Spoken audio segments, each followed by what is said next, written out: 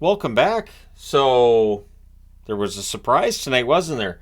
So, I'm breaking my own guideline here. I have a chart where I'm tracking which jerseys I've worn and which ones I haven't. I've already worn Ducks once for a review where it was a multi-game review, but I'm breaking that rule tonight because I haven't done all 32 teams, obviously, yet. What a game. So, we will talk about that one second. But we will talk about the New Jersey Devils and the Chicago Blackhawks first. So it's Vanacek versus Soderblom.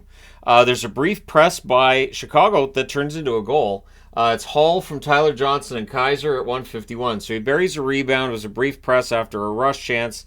And yeah, Hall scores that one. Hawks then press for another. Bastian had a rush chance. That's blocked. The Devils press at 3.5 minutes. The Hawks have a 2-on-1. There's a near miss by Reichel. The shots are 7-2 for Chicago at 7 minutes. Really strong start from Chicago, very much like last night against Florida. So the Hawks press at 8 minutes. The Devils get a power play. Toffoli was shoved into Soderblom. That's what causes the power play. Don't push a guy into your own goaltender.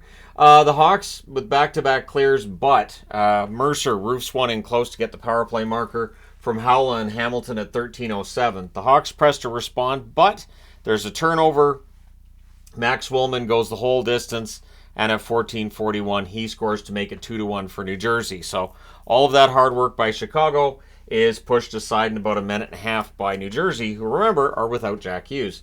Devils really dangerous in transition. Every time they got the puck in that first period, it was gone. Like, it was fast. Bedard to Kurashev near miss. Vlasic has a shot that's held. Tyler Johnson gets robbed. The Hawks press after. After the first period, it's 2-1 New Jersey. Second period, Bedard has a net drive that's kicked aside. Lazar has a one-timer that's saved. The rebound's cleared. Myers denied in close as the Devils press. Vlasic has a shot that's caught and held. Bastian couldn't bury one in close. Puck's cleared away. Hawks press at 3.5 minutes. Zaitsev fires one wide from there. Back-to-back icings by the Devils. It felt like Chicago might have some momentum here. We get a post, though, for Brendan Smith as the Devils press. Luke Hughes is denied, and the shots are 10-4 New Jersey, 9.5 minutes in. Power play then for the Devils. There's an early clear by the Hawks. The Devils set up. They cycle. That's killed off. The Devils get some pressure after. Toffoli's denied. There's a screenshot by Ball. That's held. It's all Devils at this point in the game. Soderblom's the one keeping it close. So Bedard has a one-timer that saved. The rebound's cleared. 3:38 left. There's too many men on the ice for the Devils, so the Hawks get a power play after that. Back-to-back early clears. That power play's killed off. Devils press in the final minute, but after two periods, it's still 2-1 New Jersey. Third period. Post for Timo Meier. We get a power play for the Devils. Luke Hughes has a shot that's held. That power play's killed off. Meier then has a one-timer that's saved. And then Lazar, on what was the fifth Devils shot on net, he scores from Marino at 4:34. The Hawks to this point did not have a shot on net. So they started slow in that third period. Meier has a shot that's blocked as the Devils look for another one. Toffoli fires one high on a rush, and then Donato has a shot that's held during a brief press by Chicago. Luke Hughes fires one high as the Devils get some pressure at the other end. Hall to Jones, there's a near miss, but the Hawks come out with a power play. It was a near miss because Jones was interfered with. So they cycle, the Devils block, it's killed off, but at 15:13, Donato gets them a goal closer. He scores from Athanasiou and Dickinson, buries his own rebound in close. So now we have a 3-2 game. The goalie gets pulled with 2:22 left. Toffoli scores an empty net goal. It's challenged for offside. It is offside. It comes off the board. Things get pushed in a hold by Vanacek. Kurashev is denied. Chicago had opportunities, but at 19:59, Michael McLeod hits the empty net. And so your final score is 4-2 for New Jersey. They go to 7-3-1 with the victory. Chicago 4-7 with the loss.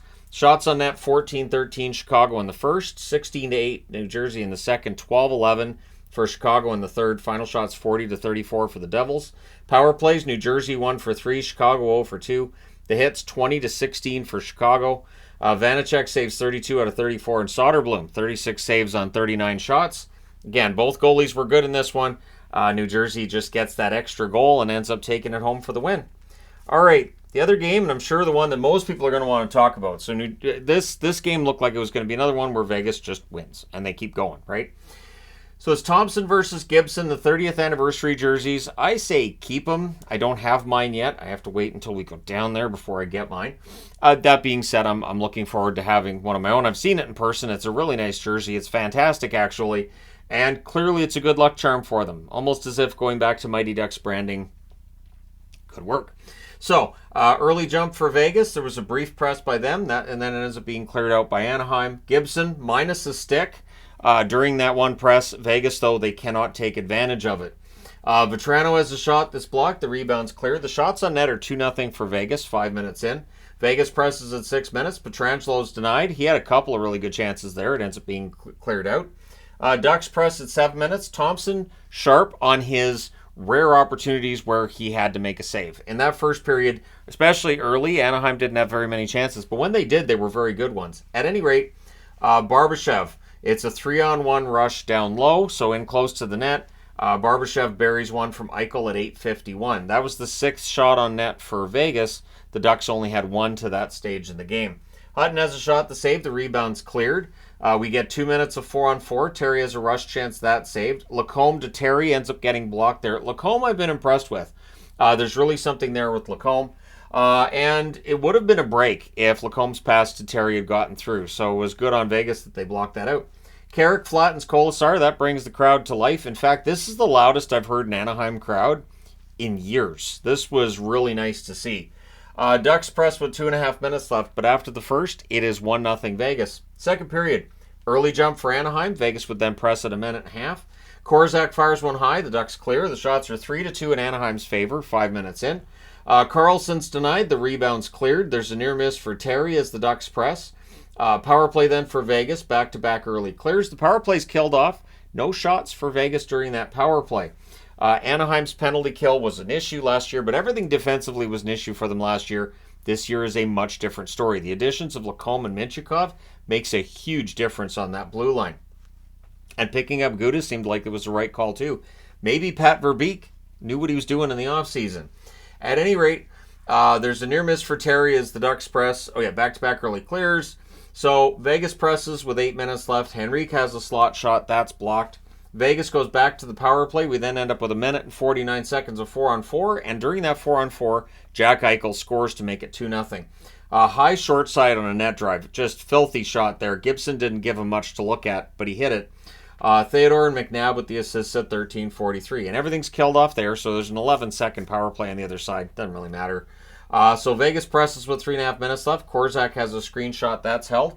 Gibson's the reason this game's close. Like, at this point, the game could have been 4 or 5-0, like last night's game against Colorado. But Gibson's making some heroic saves here.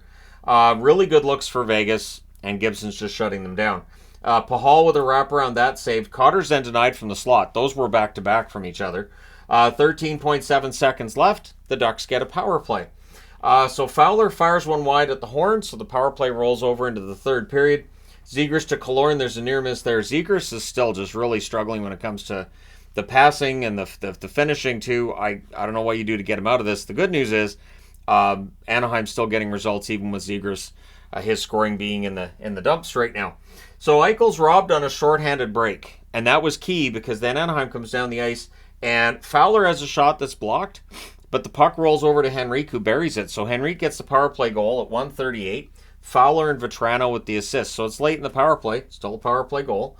Ducks have a 4-on-2 that fizzles, but they press at 3 minutes. Dorofeev has a shot that's blocked. Pahal fires one high. Stevenson's denied. Vegas with some momentum at this point. And Gibson again. John Gibson's the story in this one. Keeping it close. It's a 2-1 game. If Vegas scores and makes it 3-1, you have a whole other ball game going on there. So Vegas draws themselves a power play. Theodore has a shot that deflects out. The power play's killed off. There's a brief press by Vegas after it's done, but there is a turnover in the Vegas zone, and Anaheim makes them pay. It's Sam Carrick from Mintyukov at 10:55. It was a nice steal by Mintyukov, and it makes a huge difference to have a defenseman that can do that. So then we get a power play for Vegas soon after. Eichel's denied. Power play ends up being killed off. Dorofeev is denied right after. The Ducks would press with 6 minutes left, and eventually they get the lead. It's McTavish. It was a great pass by Vetrano. It's buried in close. Lyubushkin with the other assist at 16:20. So now Vegas has to pull the goalie with 1 minute and 40 seconds left. And at 18:51, Carrick just kind of flings it down the ice, and it kind of does the curling. It hits the post and goes in. So Carrick with his second goal of the game, his third of the season, which is the same amount he had all of last season. And yeah, the crowd went completely nuts. The Anaheim Ducks have won 6 games in a row. They're now 7-4. And of the 4 losses early in the year, there are at least a couple that they maybe should have won.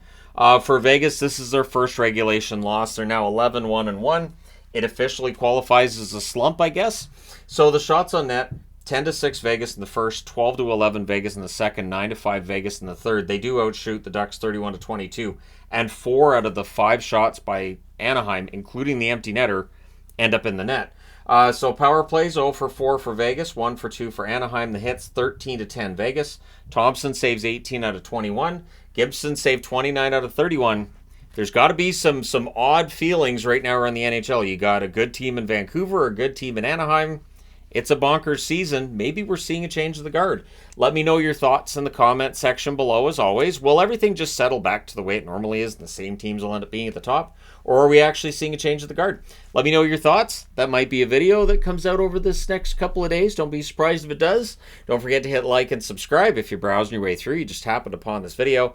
Thank you guys so much for watching, for all your support. I will talk to you again soon.